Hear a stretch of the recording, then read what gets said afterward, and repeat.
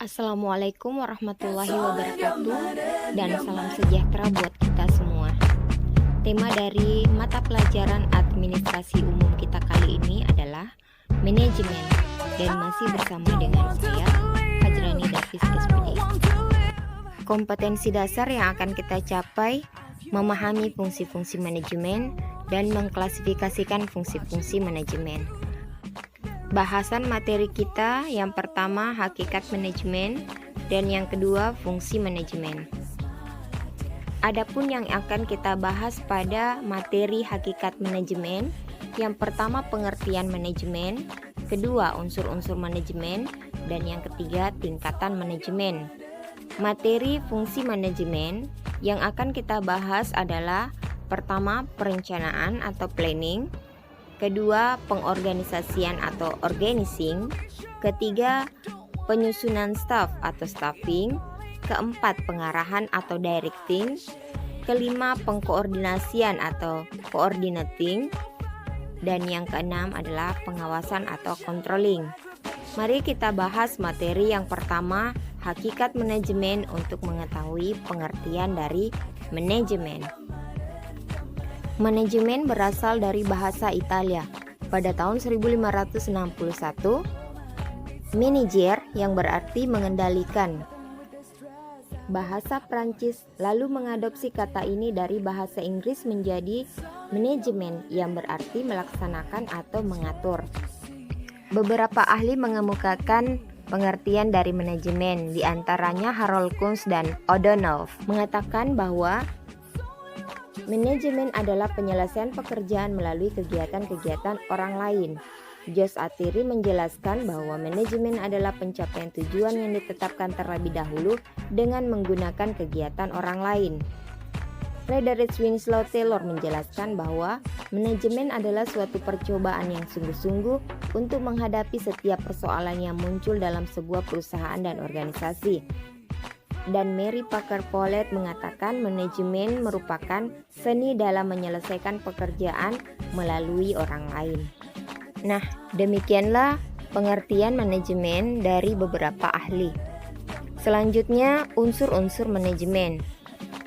Unsur manajemen dikenal dengan sebutan 6M, yaitu man atau manusia, money atau uang, method atau metode, materials, bahan-bahan, machine atau mesin-mesin, dan market adalah pasar. Adapun tingkatan manajemen ada 3, yaitu manajemen puncak atau top management, manajemen menengah atau middle management, dan manajemen tingkat bawah atau lower management. Selanjutnya kita akan bahas materi yang kedua, yaitu fungsi manajemen. Fungsi manajemen yang pertama adalah perencanaan atau planning. Perencanaan yaitu suatu usaha untuk merencanakan kegiatan yang akan dilaksanakan guna mencapai tujuan yang telah ditetapkan. Adapun kegiatan perencanaan meliputi menetapkan tujuan dan target bisnis, merumuskan strategi untuk mencapai tujuan dan target bisnis tersebut, menentukan sumber-sumber daya yang diperlukan, menetapkan standar atau indikator keberhasilan dalam pencapaian tujuan dan target bisnis.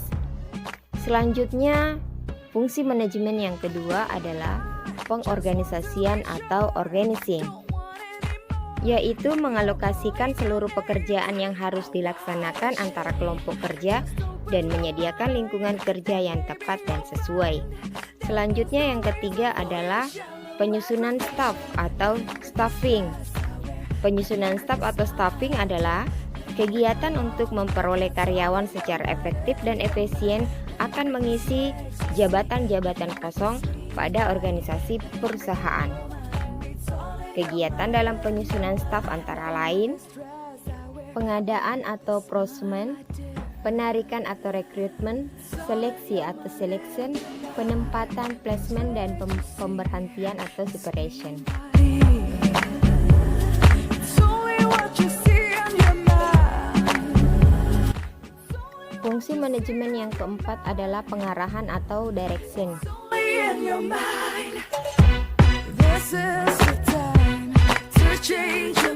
Pengarahan sering disebut juga pengaturan atau leading, yaitu proses memotivasi, membimbing, dan mengarahkan karyawan dalam rangka mencapai tujuan.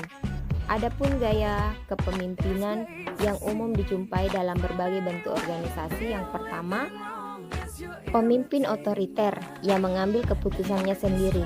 Yang kedua, pemimpin demokratis yang menginginkan adanya peran bawahan. Dan yang ketiga adalah pemimpin bebas.